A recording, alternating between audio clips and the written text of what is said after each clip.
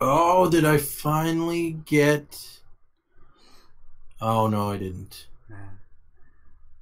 Hello everyone, welcome to the Flat Pack Show. I'm really sorry that we had to kind of change plans.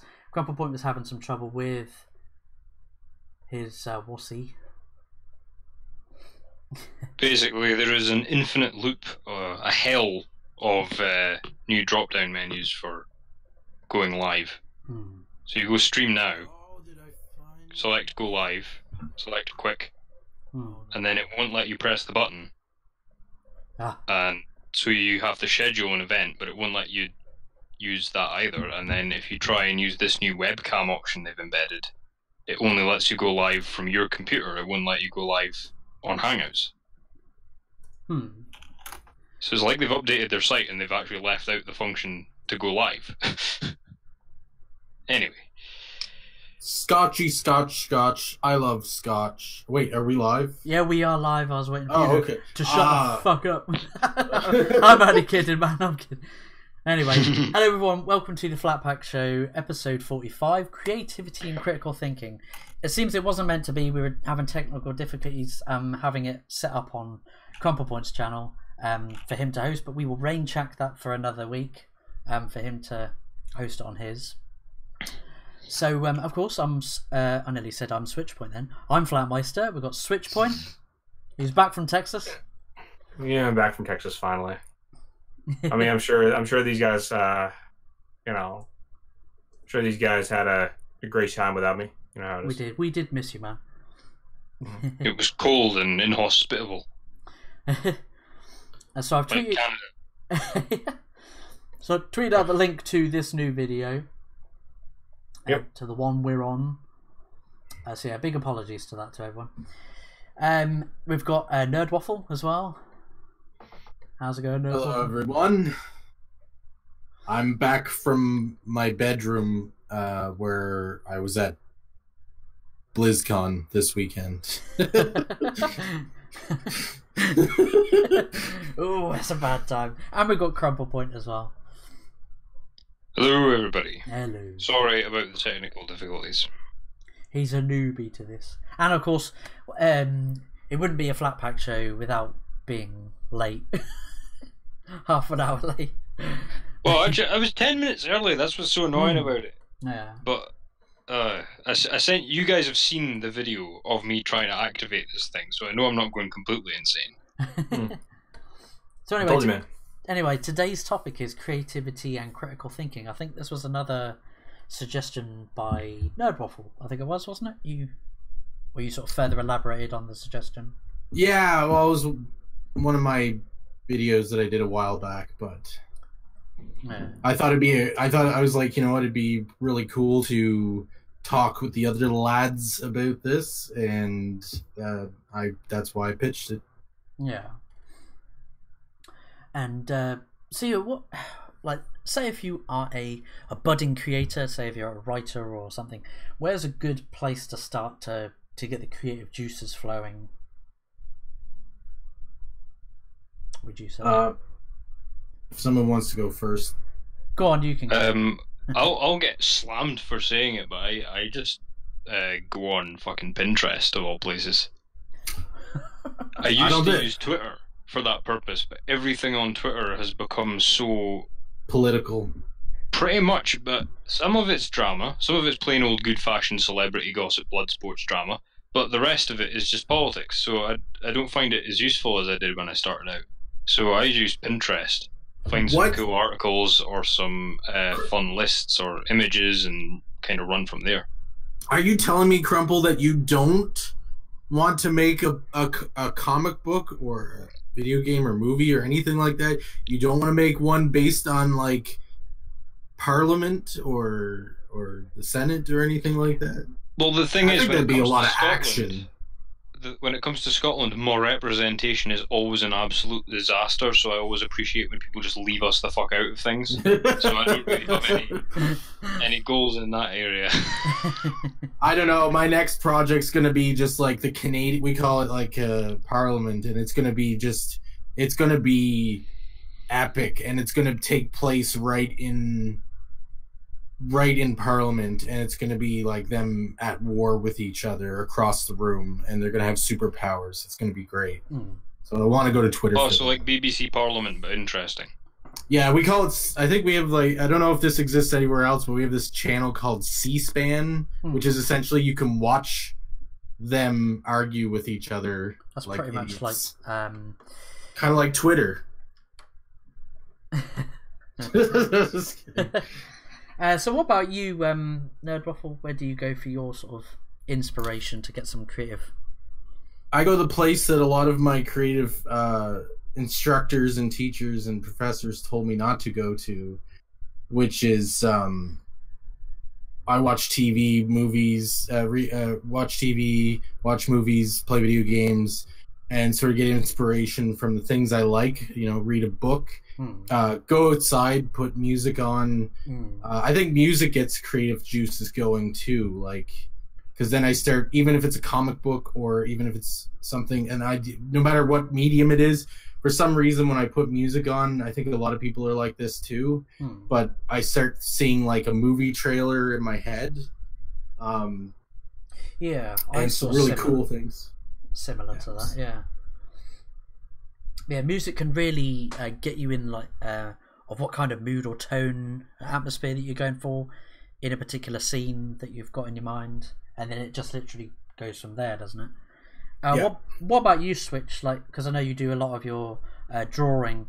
Where does a lot of your sort of inspiration come from? Or how'd you get? I mean, it's intriguing. Like, because I mean, I find that like changes. Like maybe I read a book and I want to like do my interpretation of one of the characters, or I watched like an anime or a movie or something of that nature, and I wanted to like do what I think that like, and I want to do like my own fan art piece, or sometimes it's like there's a project I back and I like, because I like the design, so I want to do like, you know, something similar to that design or that aspect. Yeah. You know, all these kind of all these are things that actually like, do come to mind when I'm doing like when I'm doing my creativity thing and trying to actually like trying to show it. I guess it's more like along the lines of what I feel like like what I feel is like, what am I looking at? How does that inspire me to like represent what I'm looking at? That's kind of how I usually look at it. Yeah, because you've done some. They're mainly sexy female characters. Oh, sexy lady! And you got a good eye for the female form as well. Oh, thank you. I mean, that's what I hear. I don't know if I ever... It's not a compliment, you misogynist. How dare you sexually objectify these fictional women? No, they are very good, though. They are very good.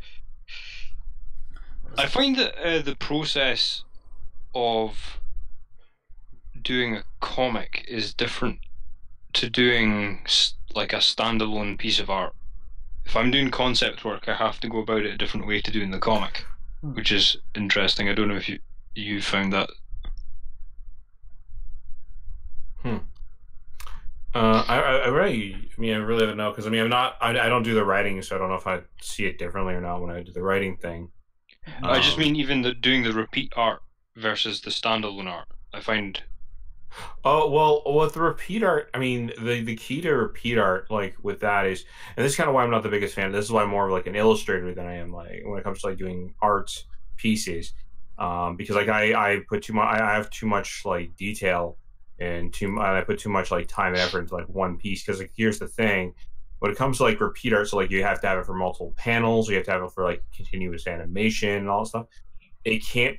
Like you can only put so much detail and get away with it, because like the more detail it is like, well, then that's more things for you to redraw every time for another panel, and more things for you to draw for every time for or for like continuous animation or things of that nature. And then that, because like if anything is missing for too long, because like you can get away with some cheap panels, but if anything's missing for too long, people are going to notice, and it's really going to like definitely affect the overall quality of the work, because people are then going to be like, oh well, I noticed that like you forgot like that jewel and that like one skull piece and this and that, and like, okay, all right, so you know what I mean. And like it's just like, and it's like, so then therefore, like, how much of it can you get away with and still keep it to a degree where it's it can be animated properly, you know? Yeah.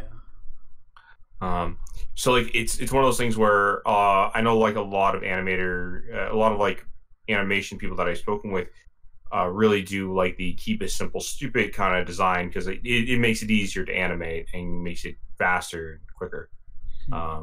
Like you, and then not that you can't do complex designs, you can, but you have to be like very picky about what stays and what doesn't, because like it's like, again, if I'm drawing Homer Simpson 100 times, that's great. Homer Simpson is very like, he has very simple shapes, very simple designs to him, right? Yeah. But let's say I'm drawing like something like just trying to think of something. Oh yeah, like one of those crazy animes that has like crazy amounts of detail. Notice how they do like a lot of close-ups and stuff like that, so they don't have to draw everything. They only have to draw what they put a close-up onto, because that's a cheat, right? That's how you get away from that. But like at the same time, like, not that they can't animate the full thing, but like you only have so much of an animation budget to work with, you know? Yeah. Like it's one of those things where, or if you take a look at that illustrator who draws that really sexy, like overly detailed pinup version of a character that you really like, yeah, try to animate that. I mean, like, good luck.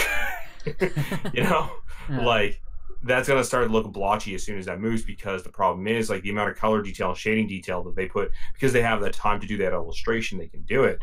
But to actually animate that, yeah, that's, unless it's like done in CG maybe, but like even then, there's only so much you can still do with CG as compared to like actual digital or physical art pieces, because like every one of them is a different medium, so they all have their strengths and weaknesses, you know? Yeah. Yeah, like you are right to a sense, Crumple, where it's like, yeah, like it is, you have to be very picky. You have to make sure to keep it simple enough that you can animate it and make sure you animate it on time. Yeah, it's a much more relaxed process.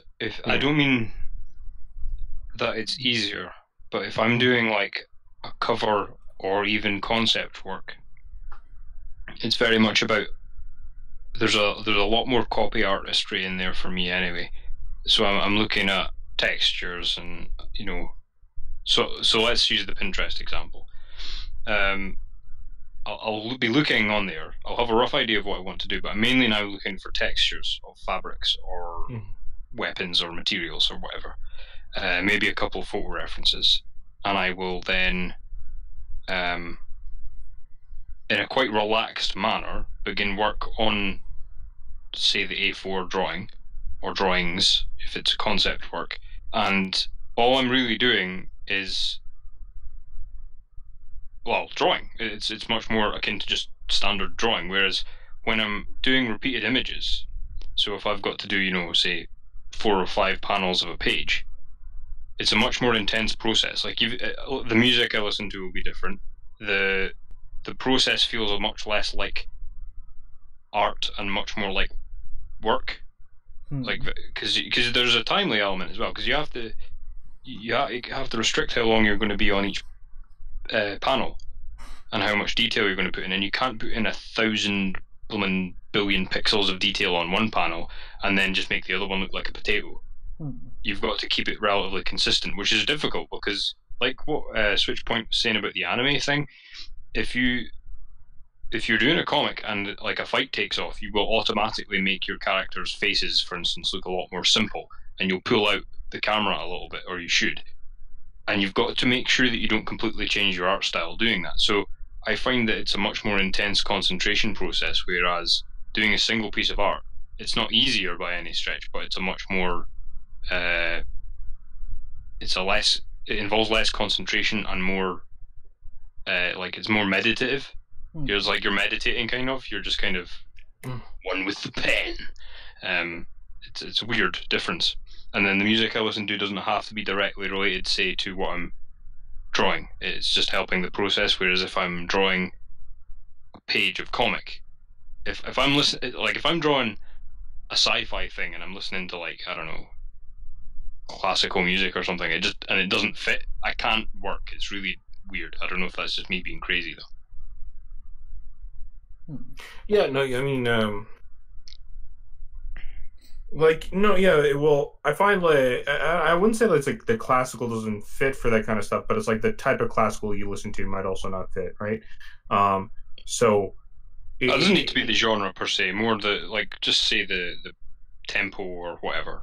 Yeah, like it has to whatever you're working on has to fit the medium that you're talking about, I presume. And so like so yeah, like if you're doing, let's say like because I know there's like some fast classical musics and there's like some very emotional classical musics that really can work for specific action scenes or specific types of scenes, but it's just like sometimes it isn't what you're looking for. Sometimes it doesn't get like the intensity of the scene that you're trying to feel. So then you go to something like a little bit more techno, or you go to something a little bit more rock, or something a little bit more like of a different beat or a different style that like definitely that better fits the scene that's in mind. Well, to sort of switch it up a bit, and sort of grapple on the critical thinking side of things, have you ever tried sort of going against the grain and being like, hey, I'm going to sit down and write this sci-fi thing, and I'm going to put on something that's going to challenge my normal routine kind of thing? I mean, I've tried working through that, and I just found it wasn't helpful. Regarding the critical thinking thing, are we talking about in relation to stuff we do, or stuff that other people do, or as readers? I was going to actually ask you, Nerdwaffle, what was it you meant in?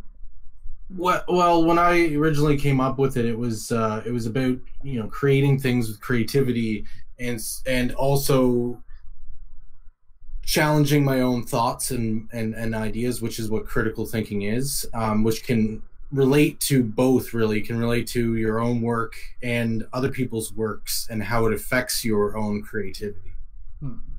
Yeah, because in that regard, I've found that so much stuff I'm reading just now, or watching for that matter, is far too self-conscious, and in sometimes it stifles the story, and then in other ways it is the story. Like, if there wasn't that wink and nod to the audience every 5 seconds, there wouldn't actually be a movie or a comic. And then on the other hand, there's comics that are, or books or whatever, that are so self-conscious of what they're doing that they're like scared. They have to explain everything they do because they're like worried it's been done before. But that's a lot of indie comics like that are like, they're trying to distinguish themselves, going like, there's a page of them explaining how this isn't Star Wars. It's really like Star Wars. It's like, just get on with it. Stop being so self-conscious. I think that's more on an over-analytical side as opposed to a critical thinking side. Now, critical thinking and analyticals can be similar, but there is a difference. Critical thinking is being able to be like, okay, so this is my normal thought process on something. I'm going to switch it up and challenge myself to do something differently, or to challenge my own ideas and stuff to learn and grow, kind of thing. Whereas overanalyzing is, oh, am I doing this exactly right? Am I doing this exactly right? Am I doing, like, look at every single detail along the way and see if I'm doing it right, kind of thing. So, like, it's thinking, but it's critical of the thinking. Oh, so more like self-critical. Yes, not self-critical, but like self-analyzing, I guess, if you had to sort of relate it to over-analyzing, I guess, is it's sort of self-analyzing. So, like, analyzing your thought process, it's sort of the same and different than creativity, because creativity just comes from your own mind and stuff, and then the ability to take critical thinking and being like, okay, well, I'm using my right brain, the right side of my brain. I'm going to try to switch it up and practice thinking with the left side of the brain, kind of thing. I'm sorry if it doesn't make sense, but it doesn't seem to make sense, because it is two things that sort of, they do go together, but sort of are they're similar. They're like brothers. They're not the same thing, but they're from the same family, kind of.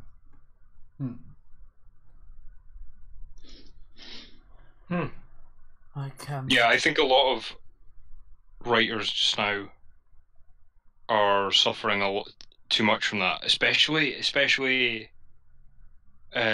books like novels. It's why I don't read a lot of novels. Because if now that you've like, because that was the thing. I was trying to think of like loads of different ways to answer that question. So I was looking for something nice and specific like that. And I think that if you're like that too excessively comes across, and it stops the story. It's like it pulls you out of the story straight away because they have to stop to remind you that they know what they're doing, or they have to stop to explain something that was obvious, or it wasn't. Worse still, it wasn't obvious. And then on the other side of that, when they don't have that critical eye, I've noticed a lot of this. This is more true in comics than novels. This part, or the ones I've read, it's probably just as true in both. But with comics, I've noticed that what they'll do is they will use a very well-established story beat or trope without that critical eye, and expect the trope to carry the story for them. Because they know it's been successful so many times before, so they kind of just present this trope to you, thinking it'll have the same emotional impact as the last thing they saw it in, and it's not the trope, you know, because they've not taken the time to analyse what actually put that thing together that they enjoyed, that they're trying to replicate. And that's more true, I think, in comics, because what then happens is the art takes over the whole story. Well, I mean, I think the same can be. I think the same can be said on the opposite front, or maybe the similar front. But basically, for example, it would be taking something. So let me say, like, let's say I read Spider-Man, and I'm like, oh yeah, you know, got my creative juices flowing, and I want to really create this character like Spider-Man, right? So I'm going to go and create this character like Spider-Man because it's my creativity and I want to do my own thing with Spider-Man and stuff like that. Critical thinking would be like, okay, this is a nice little path you're going along naturally, but let's stop and think about this for a second. And okay, like, is it too similar? Are you trying to do the same formulaic thing that you always do? You know, let's stop and take a second to think about this for a second and challenge what you're thinking, what your creativity and what you're thinking about, so that maybe you can realize sort of some of the objections to your idea kind of thing on a reasonable level. So like I'd be like, okay, well, yeah, you know what? I'm maybe making the same formula like Spider-Man. What can I do differently to make it different than Spider-Man, but still keep that creativity that I originally had going? I think so evolve it over time. I think when you say critical, you're meaning like having a good knowledge of. Well, let's say it's books, just so that I can explain it quickly. You need to have a good knowledge of literature and the craft of writing, so that you can, because all the stories are kind of archetypal. You know, there's that old adage, which I don't really particularly like, but that thing that there's only really like 4 stories ever. And that's the archetypal story, so you've got to use that critical eye and the knowledge of what's been done before in order to make it new and not just a rehash. I'd say it's more just challenging your thoughts, your own thoughts, to create to evolve, to evolve and not take the simple train of thought kind of thing, and how to keep that creativity going, because again, like I said earlier, they're similar, but they're brothers. You know, there's no reason reason like going to the gym. It's like you're basically breaking down yourself, but by doing that, you're making yourself stronger. Which then allows you to break yourself down better. Sorry, I didn't know. It made sense to me, but I didn't like. It's just, yeah, you're right. It's like going to the gym, and your creative side would be like, it's like that. It's like, think of it, two brothers. One guy's like that, you know, this is just an example. I'm not downing anybody who is of a different body weight or whatever, but like the guy who likes to have fun and drink beer and has a beer gut and is like, oh look, you know, there's all this gym equipment in here, and then the other brother who's just like, yeah, I'm going to use this. You know, I could just sit here with you, but I'm going to go be a total Chad and be a total Chad and go on the gym equipment and actually work out and not do the path most taken inside this brain kind of thing. Yeah, there was a thing I was going to say. You brought up some stories being like creators sticking to a formula and things being very formulaic. I think that's a problem that a lot of the Marvel movies have kind of gotten stuck into that formulaic game. Because they're not critical thinking, they're not challenging their thought. They're like, right, and okay. I think, yeah. I was gonna say, yeah, like they're sticking to the sort of same formula. Oh, here's the baddie, and yeah, they are pretty much all quite. You know, they're still enjoyable movies, but like Doctor Strange, for instance, I would have loved to have gotten to know. Is it Caecilius? Is that his name? Yeah. Yeah, I know it began with a K or something. I wish I got to know a little bit more about him. He just seemed like a stereotypical villain just put in there to be, oh, well, here's the bad guy against the good guy that is Doctor Strange. Mm-hmm. So you're not really talking about, you're talking about like challenging the perception, challenging thought, rather than actually critical thinking, because that's like that's what it sounds like to me, is the challenge of perception, not because critical thinking is like the like it's a many different things, but one of them is a bias, and your own personal bias is something you're stuck in, and that's your normal way of thinking, and then critical thinking is being like, no. I mean, if you think, I actually need to do my research on this and not just follow the same train of thought. I mean, you got Loki and Thanos, which have been good villains that have had good setup to their character, and it's I think that's just the problem with maybe origin stories, the origin superhero stories, with regards to like the Marvel movies. Perhaps that's why they feel. That's the thing in the comics as well, is like and it's not just Marvel that are doing this; it's everybody. They're kind of going, "You're going to like this person because they're the title character." Yeah. They don't. You're gonna love this character because I love this character. Is another thing. Well, too. that doesn't even come across a lot of the time. You know, like I wouldn't say that whoever's writing Riri Williams, for example, has any actual fondness for her. Or that they do, but that doesn't come across as the writer. It's because I'm black and a woman. Oh yeah, well there's that whole debacle, but I was just meaning like Bendis or Slott or whoever writes her these days. Yeah. But what I was meaning with that is like they do that and they do the same thing with the villain. So this person is the bad person because they are in opposition to the title character, but they don't actually take the time to critique their own story. And see what makes it work or not work. And as a result, all you do is this play-by-play of a comic you could have read at any time in the past 80 years, about 80 times. And it's like it's been made by a machine. It reminds me of in 1984 when they talk about how all the books are written by, effectively, computers. And they're randomly generated books and songs. And that's what it reminds me of, because they've not taken that critical route on their own story. Yes, that's exactly what I'm talking about. But that's the thing, is that it's hard because as humans, we don't like challenging ourselves and our own opinions and our own ideas and our own methods of writing and our methods of creating and that sort of thing.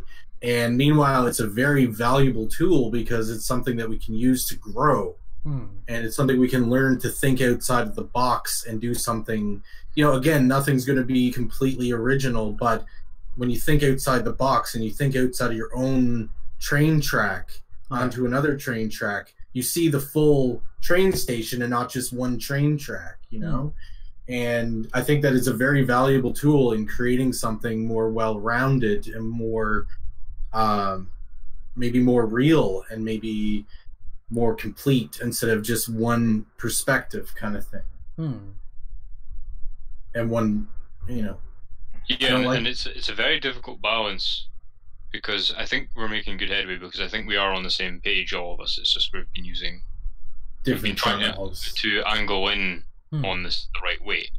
And what I meant earlier about being self-conscious is I read so many things where the people have done what we're talking about, but they've done it to the point where they've paralyzed their own story. Yeah. Because they've not accepted that certain parts of the creative process or whatever are kind of unoriginal. For example, like the medium you choose, you're already restricted. And then the genre you choose, you're restricted again. And then it's like, by that point, they feel like the self-conscious part of them has made them demolish their own story as they go, is kind of what I'm meaning. So you've got this weird... The story's like sand. You pick it up, and there's lots of it, but it keeps slipping through your fingers, because they've not actually they've not accepted their own work. They've gone, oh no, it's not good enough, and they've taken it to bits. And then quite often there's very little coherence with the characters when they do that, because it's like they attack their work so much that there's clearly stuff happening off the page in their head that we weren't privy to, like character rewrites, for instance, and then the character by chapter 5 is not recognizable. Here's a comic example, and I look at Brian Michael Bendis and Bendis Talk. That is a good idea. That is a good example of no critical thinking, because all the characters talk the exact same, because that's how probably he was thinking about it in his head creatively. And instead of going, would everybody be like this? Wouldn't people be different? But I only got one point of view and only one bias and only one train track, again, to go back to the train thing. So everybody talks the same, because he's not saying this in his head, of course, but that's what the result is because he didn't challenge himself. He didn't go, you know what? Not everybody talks like me. Not everybody thinks like me. I think you really get some good questions, and you get people thinking for themselves when they're reading your work or watching your work. When you challenge yourself and you pose this question and this opposition to your own story, because then people are going to really think about it and really be like, you know what is the right answer? And I think that's life, is that we're all just scrambling around like I don't know, lemmings, and trying to learn things. And I think that the important thing is, if you challenge yourself, you can come up with something that's interesting, because it's not just vanilla. You've added some chocolate in there. You've added some sprinkles in there. It's not just one flavor anymore. It's multiple flavors, and people are going to relate to it more. And these are the things to think about.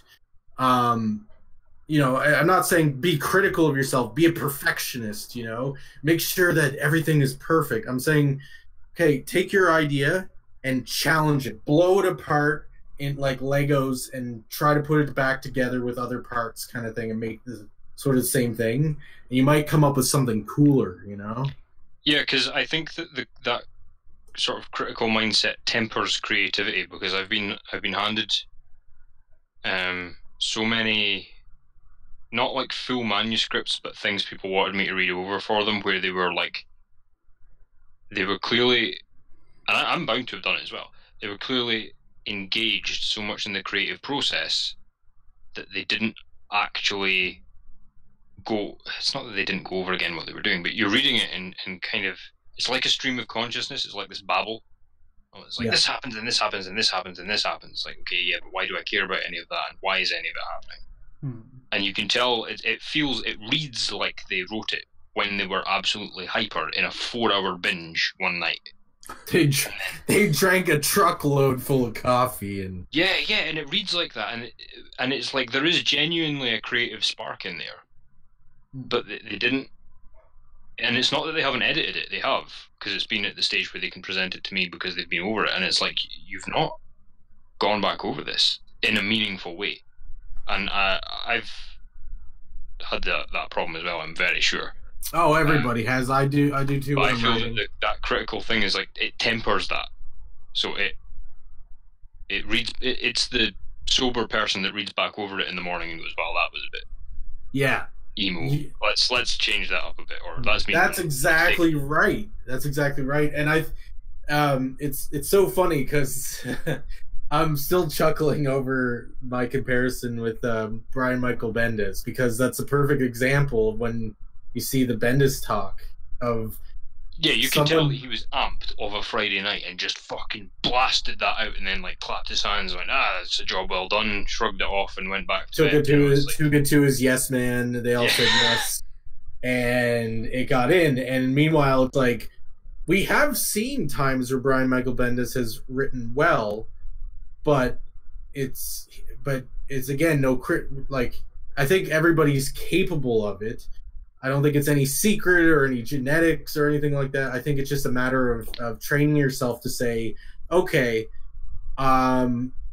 critical thinking time, I'm going to challenge myself, and I'm going to challenge what I'm writing and my creativity. I don't hate my creativity. I'm not trying to challenge it in a negative way. I'm trying to challenge it because, to make it better, to critically think, to say, the first time I say something might not be the best way to say it, and maybe I've learned some things since I first wrote it, and this is my opportunity to go back in before anybody reads it and sort of think about it differently, Yeah, well, me and Flatmeister were talking, and maybe him and Switch can jump in on this now. We were talking about this in regards to games, because I think that was a big complaint of mine, and Flat agreed in some cases. With the bigger games, it's almost like they have no innovation for that exact reason. It's not like they've gone back over, played their games, work out why they put those features in, and then innovated. Like, for the same effect, but a completely new feature, but for the same effect. They wouldn't do that. What they do is like they go back over their greatest hits and then just re-implement them with more sophisticated chains of controls or better graphics or something like that. Yeah. Bethesda. Yeah, exactly. And maybe Flat and Switch can take over from there, but that was something I found in games anyway. Yeah. Switch, if you wanted to go, man. Well, I mean, a lot of AAA studios are definitely definitely adding to that problem for sure. Like a lot of them are just beating that dead horse over and over again. I mean, like how many Assassin's Creed games come out the last 5 years? Like almost one every year comes out now. Not that like companies don't try something new, but I mean like that passion, that drive to try something is seems to be more in the indie scene than it is in the mainstream scene when it comes to video games. I've noticed recently, or even like with the state, or even with the companies you don't expect, because like some of these companies are just some are like starting to get tired of that AAA mentality. I mean, take a look at something where.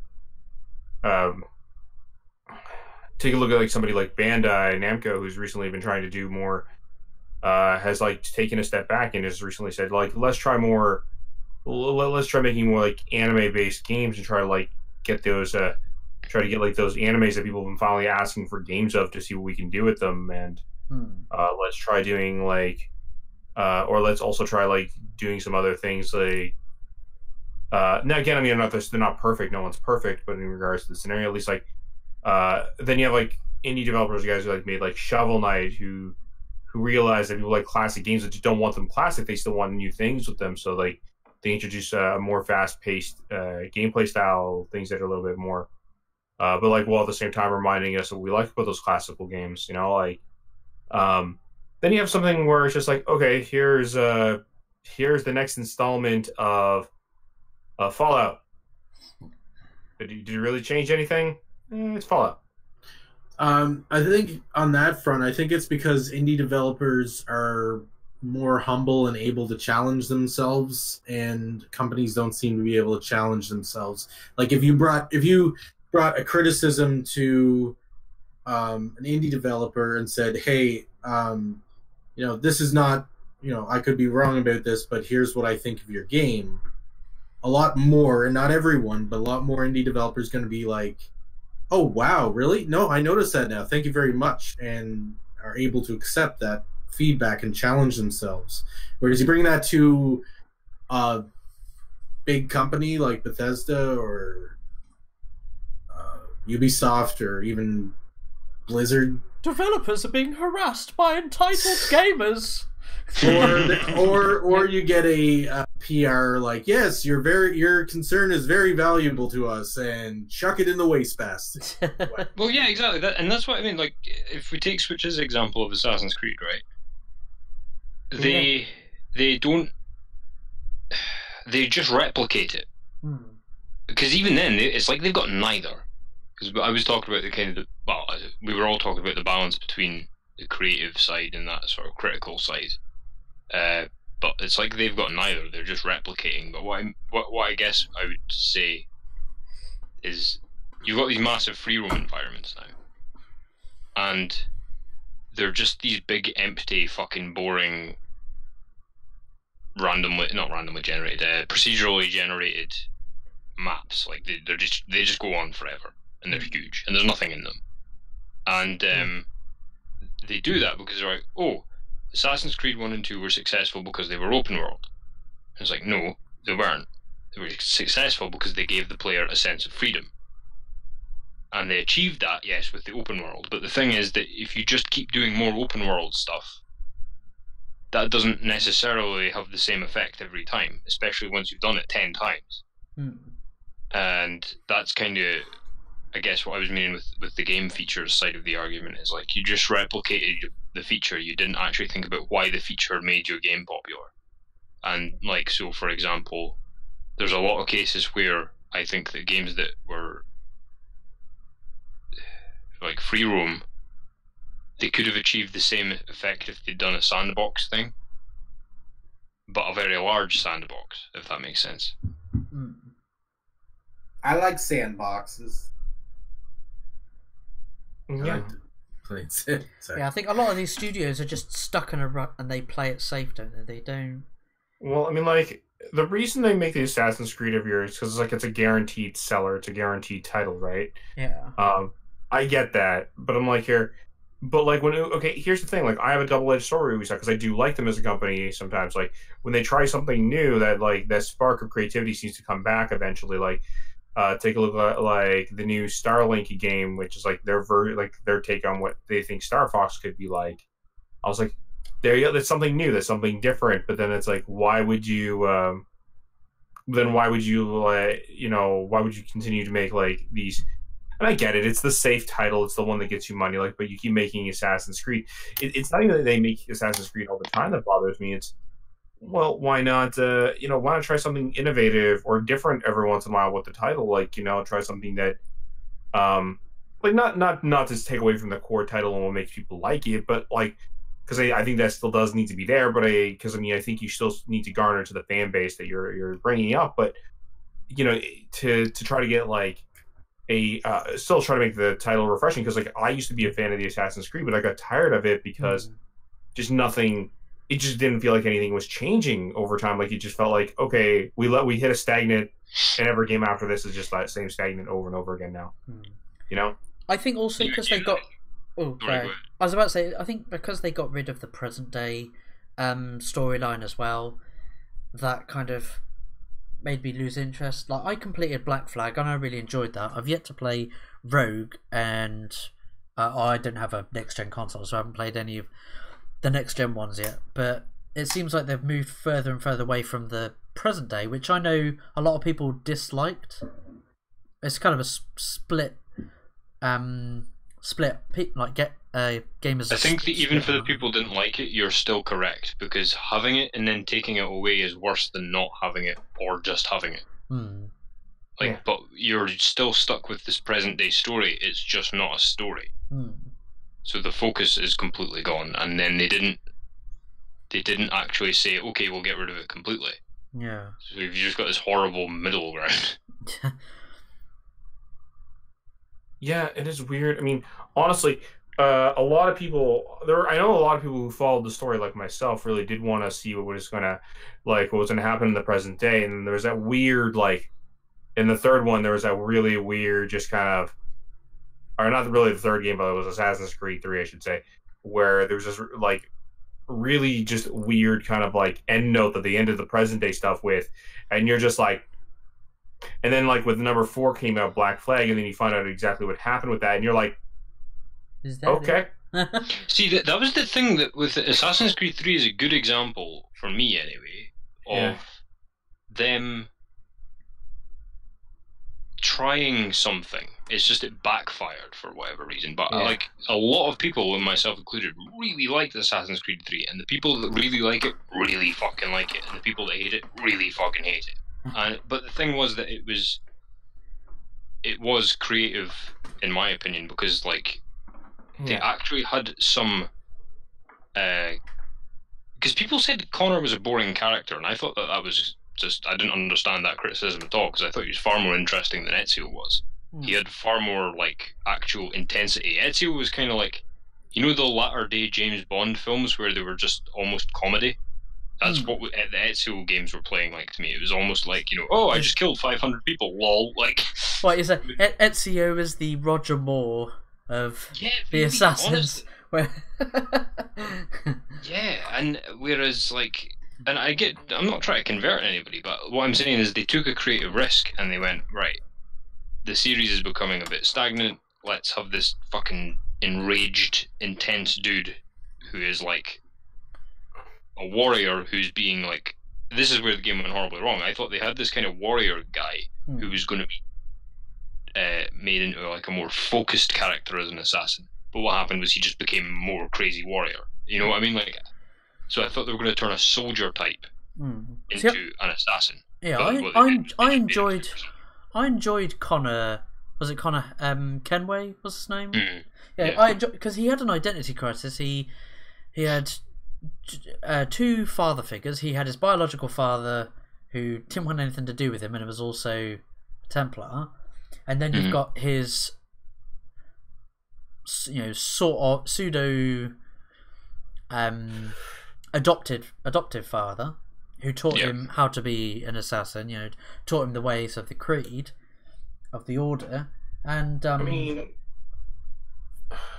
but that was the thing, is it didn't work as an Assassin's Creed game. It didn't have really anything to do with the Assassin's Creed. It was just an interesting game about a crazy I think man. I think that, like, the thing that bothered me was, like, it wasn't, because I don't feel like I hated the game, but it didn't really feel like the assassin stuff just felt kind of second nature in that game. Like, it was like the order of the assassin, the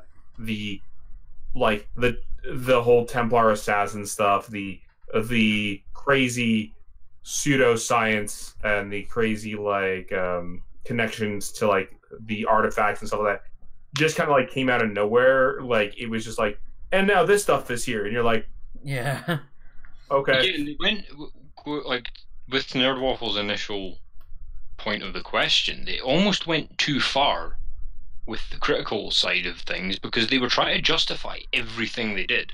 That's why they put the modern day storyline thing in. It's like, oh, we can't just have a medieval game and not tie it to present day. People can't accept such a thing. It's like, actually they can. Stop trying to explainify the shit out of everything you do. I mean, the reason I was kind of, I don't think that it was a case of people are wrong about Assassin's Creed 3. I think they're actually just wrong about the whole series in a lot of ways, because it's like, yeah, okay, Assassin's Creed 3 really isn't much of an Assassin's Creed game, but neither was Assassin's Creed 2 onwards. Like, Assassin's Creed 2 bore almost no resemblance to the first game. And then Assassin's Creed Revelations bore no resemblance to 2 and Brotherhood. So it was already completely derailed by then. So at least they made a big creative sort of change with the third game. And then, but because that was quite poorly received, they just kind of went batshit.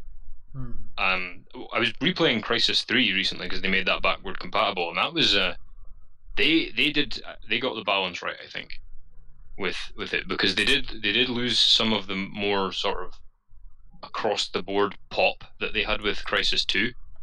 But the thing is, I think that was a flash in the pan, because they weren't, a lot of the fans of Crysis 2 didn't play Crysis 1 or Crysis Warhead, and probably weren't going to come back for Crysis 3 anyway, because there was a massive buzz around Crysis 2, I remember. So Crysis 3, they went, right, what made us want to make these games in the first place?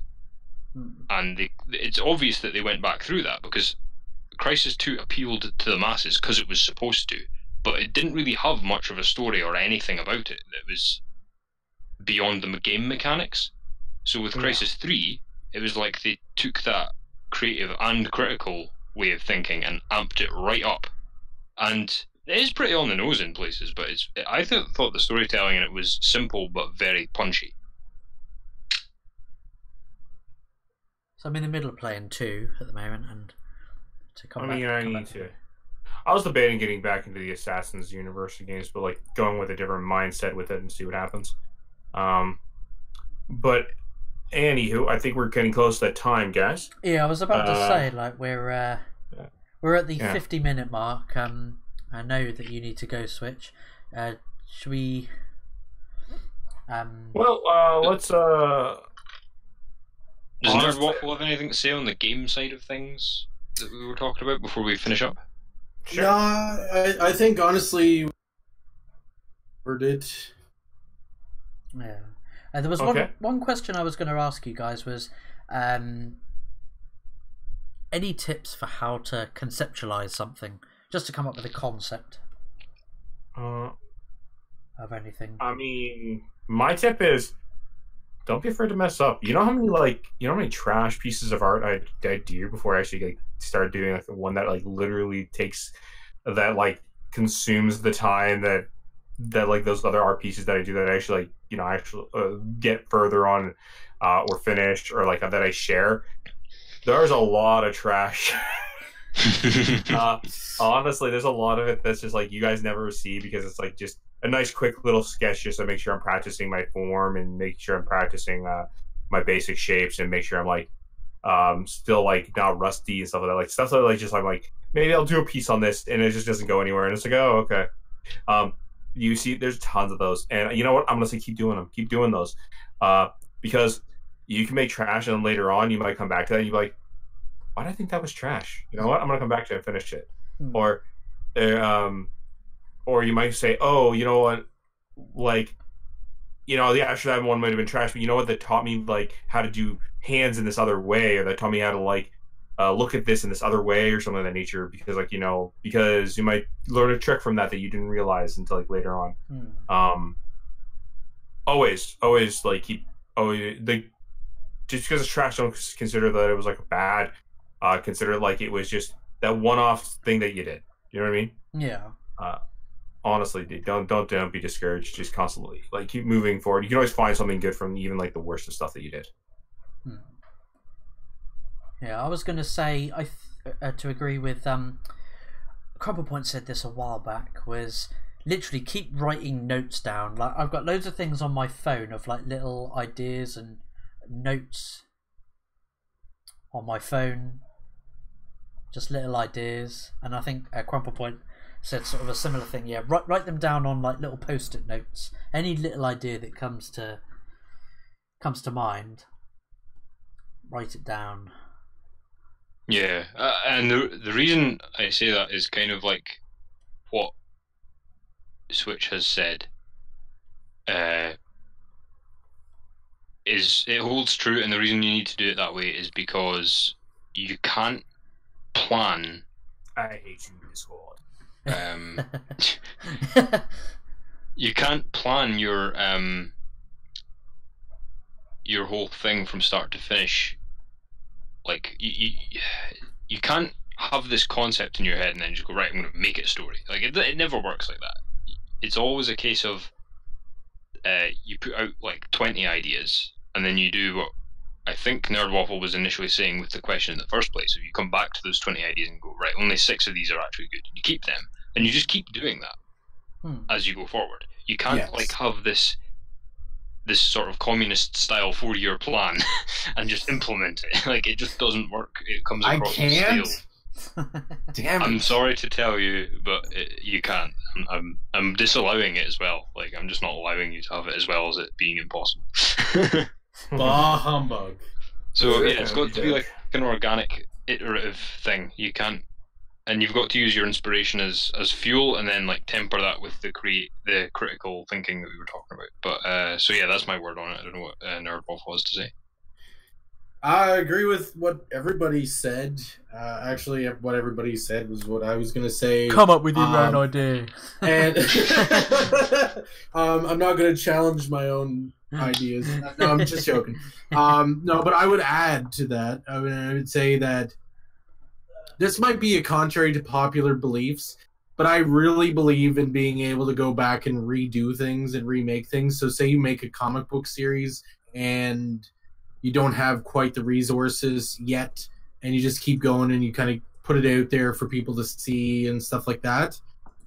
You can always go back and like when you do get the money and the resources and all of that sort of thing, and be like, hey guys, I made this series when like I didn't have a lot to make it. I was just kind of trying to get it out there and show people and have people enjoy them. So I'm going to do a polished sort of version and do some touch-ups to things and that sort of thing. And I think that that's a good idea that I don't think people consider.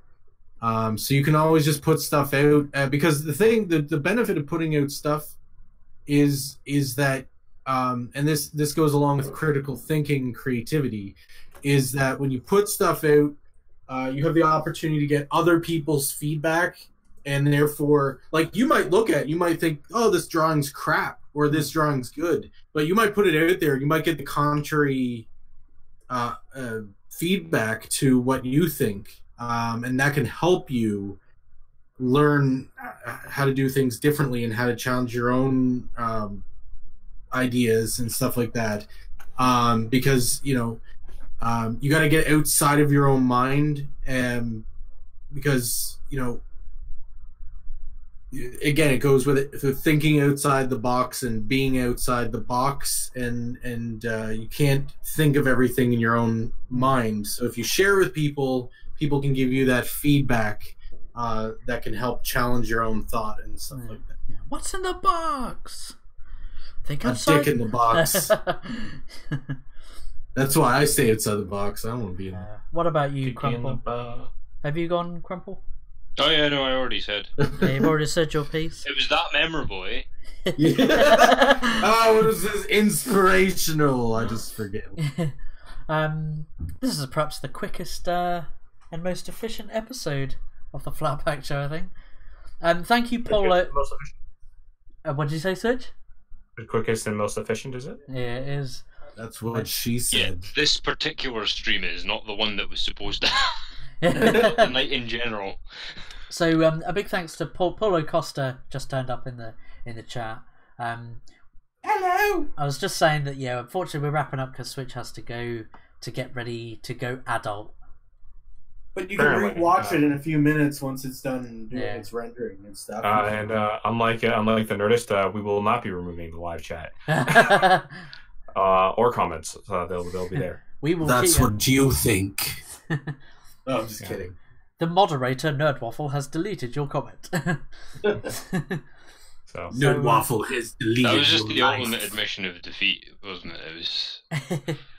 So originally it was supposed to be on Crumple Point's channel to sort of get more exposure from his audience as well, sort of because we've done an episode on your channel before, haven't we, Switch? We have. Which is when it was actually supposed to be when I was trying to get used to OBS, and I think the same again. I was messing things up and it delayed it, and you were like, I've got to go, I've got to get ready for work soon. So you just we hosted it on your channel. We were meant to do it on Crumples, which we will do next week. We're rain checking. Yeah, the worst part about just that, don't host it on mine, or our audience would be tumbleweed. I got the function working. It's definitely YouTube glitching, because what happened, I worked out if I went through everything in a certain order, Same thing, but if I went through it in a certain order, the button would select. But if I went through it in the normal order, it's difficult to explain. But it was definitely a glitch that wouldn't let me connect to Hangouts. So I can actually get it working now, which is infuriating. But hey ho. Yeah, I was gonna say Nerd Waffle. Yeah, well, eventually we'll host one on yours as well. You're all part of the pack. We are the pack. We are the flat pack. We will delete your comments. And don't you guys have phones? Don't. You'll date this episode. You'll make it outdated. So once again, thanks to everyone that tuned in or will watch us later. Thanks Paulo Costa for saying you'll catch this tomorrow. Hopefully next week's episode is world building, which is that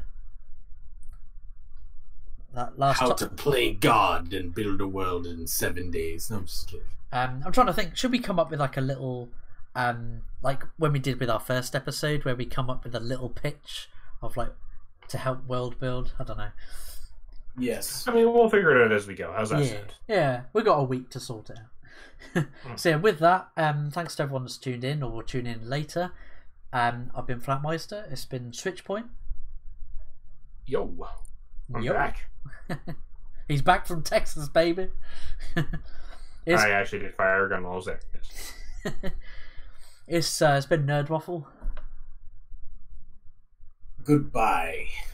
And it's been Crumple Point. See ya, mofos. You failure. And then we've got 20 seconds left for it to be a full hour. Nah, we'll wrap it up now. Anyway, we'll catch you. We'll catch you in the next episode. Take it easy, everyone. Bye. Billy!